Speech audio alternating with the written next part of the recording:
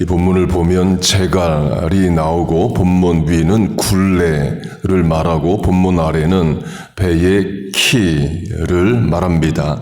작지만 전체를 통제하는 한 부분을 말해요. 말의 제갈이든 낙타의 코에 뚫는 고리든 그 작은 것으로 전체의 몸을 통제하고 배로 하면 키로 배의 방향을 통제합니다.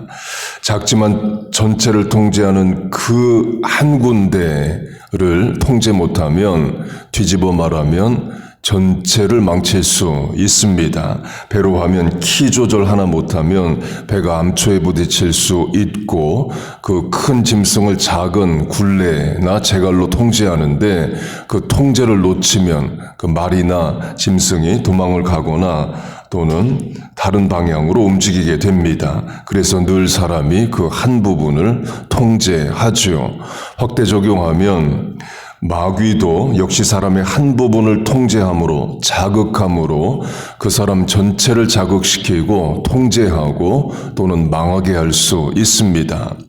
사울 왕으로 하면 시기질투심입니다. 마귀가 사울의 시기질투를 자극하면 사울은 마귀가 원하는 대로 움직이고 결국 망하는 인생이 돼요. 사울은 천천, 다윗은 만만이 그겁니다. 사울은 자신보다 다윗이 더 칭찬받는다 생각하고 평정심을 잃고 그 뒤로부터 남은 인생을 다윗 하나 죽이겠다고 온 힘을 하나님이 주신 기회를 다 씁니다. 성공하지도 못합니다. 결국 자신만 죽게 돼요. 사울은 천천, 다윗은 만만의 장면을 자세히 보면요. 다윗이 블레셋 사람을 죽이고 돌아올 때에 여인들이 이스라엘 모든 성읍에서 나와 노래하며 춤추며 소고와 경쇠를 가지고 왕 사울을 환영하매 이에요. 왕 사울을 환영하는 겁니다. 다윗을 환영하는 게 아닙니다. 이는 상식이에요. 삼국지로 하면 유비가 왕이고 부하 장군으로 관우, 장비가 있죠. 왕인 유비가 직접 칼 들고 전쟁하지 않습니다. 다 장수들이 나가서 적군을 물리쳐요. 그렇게 전쟁에서 이기고 돌아오면 백성들은 장군도 칭찬하지만 결국 왕이 칭송을 받는 거죠. 왕이 필요한 인력을 잘 선발하고 사용했기 때문입니다. 사울 왕도 마찬가지이에요. 다윗을 잘 뽑아서 기회를 주어서 다윗이 골리앗을 죽인 겁니다.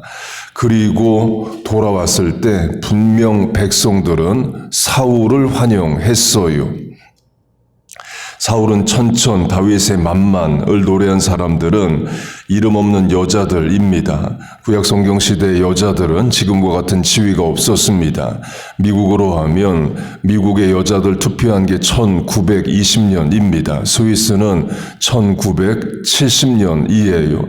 한국은 일본으로부터 독립하고 1948년 재헌국회를 만든 이후에 첫 번째 선거부터 여자들 투표를 했습니다. 한국은 1948년, 그에 반해 선진국이라 말하는 스위스는 1970년입니다. 하물며 구약시대에 이겠어요.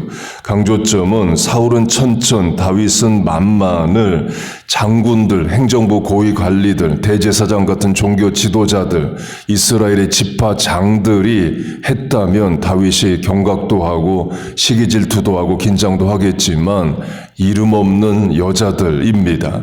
당시 구약사회에서 영향력이 없는 사람들의 말, 노래이에요. 그럼에도 불구하고 사울은 그 말에 판단력을 잃고 자기 인생을 스스로 망칩니다.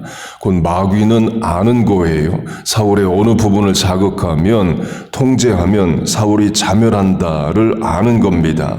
사울은 자존심, 시기질투 이 부분 건드리면 알아서 망할 길로 가고 스스로 자멸합니다. 그 사울은 여자 문제 없습니다. 다윗처럼 유부녀를 또 간음하고 그런 짓 안 해요. 사울은 돈에 유혹당하지 않습니다. 그 대신에 자존심, 자기 명예, 시기, 질투 이 부분에 자극받으면 자기 망하는 줄도 모르고 인생을 그 방향으로 몰고 가요. 그러면 마귀는 그 부분을 건드리죠. 그 한 부분으로 사울의 전체 인생을 망칩니다. 삼손도 마찬가지입니다. 하나님이 삼손에게 상상 못할 인생의 기회와 힘을 주십니다. 사무엘상 16장을 보면 삼손이 블레셋의 한 도시인 가사, 영어로 하면 GAZA, 가자 지구에 가게 됩니다. 성문이 닫힙니다. 블레셋인들이 삼손을 붙잡기 위해서 그래요. 그러자 삼손이 성의 문을 뜯어내서 그 문을 짊어지고 갑니다. 일반 개인의 집의 문이 아니라 돌로 쌓은 성의 문입니다. 최소 성문이 10m는 할 거고 폭도 4, 5m는 하겠죠. 그걸 뜯어내서 짊어지고 갑니다. 어디까지 가느냐? 헤브론까지 갑니다. 지금으로 하면 가자지구에서 서안지구 웨스트뱅크까지 가요. 헤브론은 지금의 서안지구, 곧 이스라엘 땅이 아니라 팔레스타인 땅입니다. 곧 그렇게 그 무거운 성문을 짊어지고 37마일을 걸어갑니다. 지도상 직선거리가 37마일이니까 실제 거리는 50마일 정도 되겠죠. 맨몸으로 걸어가라고 해도 그 먼 거리를 그 무거운 성문을 짊어지고 갑니다. 상상 못할 힘을 하나님이 주신 거죠.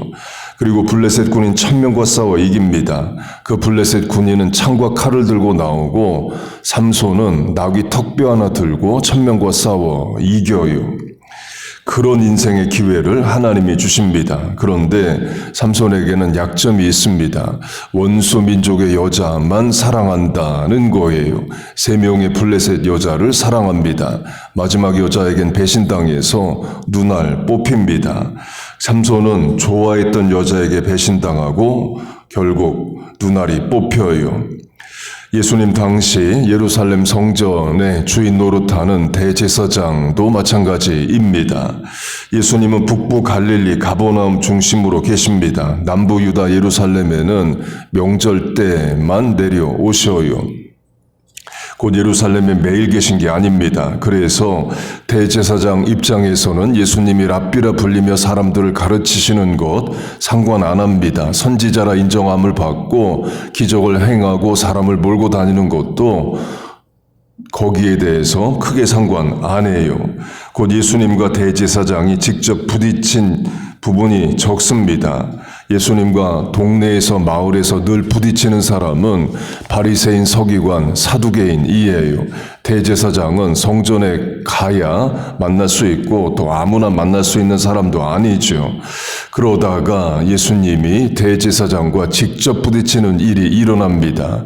예수님이 예루살렘에 가셔서 그날 성전 비즈니스를 못하게 만드십니다. 성전에서 소, 양 같은 재물을 파는 자들을 다 내쫓으시고 환전상에 테이블을 엎어서 동전들 땅에 굴러가게 만드셔요. 그날 하루만 그렇게 하신 겁니다. 이틀도 아니고 일주일도 아니고 한 번 하루 그렇게 하신 거예요. 그러나 대제사장은 그 한 번의 사건으로 예수님을 죽일 계획을 합니다. 성경의 대제사장이 예수를 죽이려고 계획한지라의 문맥은 그 성전 비즈니스 정화 사건입니다. 곧 예수님이 기적을 행하시고 사람을 몰고 다니시고 어떤 평가를 받든 대제사장은 크게 상관 안 해요. 그러다가 자기 영역에 들어오고 또 자기 비즈니스를 건드리게 되자 바로 죽일 계획을 합니다. 마귀가 대제사장의 어느 한 부분을 건드린다면 그 성전 비즈니스 부분인 거죠. 적용하면 마귀도 알고 예수님도 아시는 내 인생의 그런 부분, 재갈이 물려야 하는 그런 부분이 있을 수 있습니다.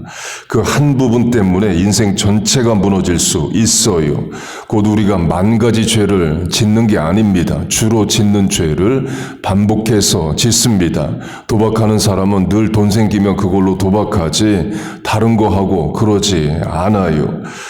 전술한 삼손이 그의 이주, 오늘은 자존심으로 죄를 짓고 내일은 재물에 대한 욕심으로 죄를 짓고 또 그 다음 날은 이방 여자 좋아하는 일로 죄를 짓고 그러지 않습니다. 매일 이방 여자 쫓아다니다가 인생이 망합니다. 사울은 다윗은 만만이라는 말을 들은 이후로 죽을 때까지 그 시기 질투심 하나 때문에 자기 인생을 망쳐버립니다. 우리도 그런 부분이 있을 수 있습니다. 본문 위아래 문맥의 강조점 혀를 통제하라, 입술의 재갈을 물리라로 하면 다 좋은데 말의 실수가 많을 수 있습니다. 늘 그 부분으로 가정에서 불화하고 교회에서 사고치는 부분이 말일 수 있어요. 온 구역이 중보기도 하고 간신히 남편, 아내, 부모님 한 분 모시고 교회 왔는데 그 사람 말실수 때문에 그분 교회 안 나와. 그럴 수 있는 겁니다. 열심히 일하는 분인데 말의 지혜가 없고 말실수가 많아서 공동체에 어려움을 줄 수 있어요. 우리에게 다 그런 부분이 있습니다. 자존심이든 명예든 부모님이든 자식이든 어느 그 한 부분 건드려지면 평정심 잃고 공동체에서 또는 하나님 앞에서 인생 또 죄를 지을 수 있습니다. 마귀도 그 부분을 압니다. 그래서 늘 그 부분으로 틈을 타려고 하지요. 가장 좋은 방법은 뭐냐? 스스로에게 재갈을 물리는 겁니다. 셀프 컨트롤이 그거죠. 성령의 열매 9가지의 마지막이 절제, 셀프 컨트롤입니다. 재갈로 하면 셀프, 스스로 재갈을 물리라 이에요. 당연히 어렵습니다. 인간 본성이 그게 안 되죠. 그래서 우리가 하나님을 의지하는 겁니다. 기도하는 거예요. 내 소원도 아래지만 연약함도 아래고 하나님의 도우심을 간구하는 겁니다. 하나님께서 우리의 연약한 부분도 늘 넘어지는 부분도 붙잡아 주시기를 바랍니다. 그래서 마귀의 틈을 타지 못하게 하고 스스로를 방어하고 지킬 것을 지켜내기를 바래요. 그리고 하나님의 굴레는 순종함으로 지는 겁니다. 하나님의 굴레는 결국 우리를 인도하심이에요. 화가 변하여 복이 되게 하시고 합력하여 선을 이루십니다. 사망의 음침한 골짜기 과정처럼 지나가고 결국에 푸른 초장 쉴만한 물가로 인도하십니다. 결국 하나님의 굴레는 재갈은 나를 보호하고 지키고 선하고 좋은 것을 주십니다. 여러분 믿습니까? 그렇게 절제하며 통제하며 하나님의 인도를 따르며 지킬 것을 지키고 감당할 것을 감당하는 우리 모두 되시기를 주의 이름으로 축복하고 축원합니다. 아멘. 기도하겠습니다. 하나님 아버지, 기도하러 모였습니다. 우리의 연약함도 약점도 하나님 앞에 아뢰입니다. 막아주시고 지켜주시고 붙잡아 주시옵소서. 우리와 자녀들 또 약한 부분에 원수막이 틈타지 않게 하시고 경각하고 절제하여 이기는 자 되게 하여 주시옵소서. 하나님이 우리의 방패와 산성이 되어 주옵소서. 하나님 오늘도 연약한 인생이 하나님을 의지합니다. 하나님 앞에 나와 이 시간 부르짖어 간구하는 기도에 응답하여 주옵소서. 예수님의 이름으로 기도하옵나이다. 아멘.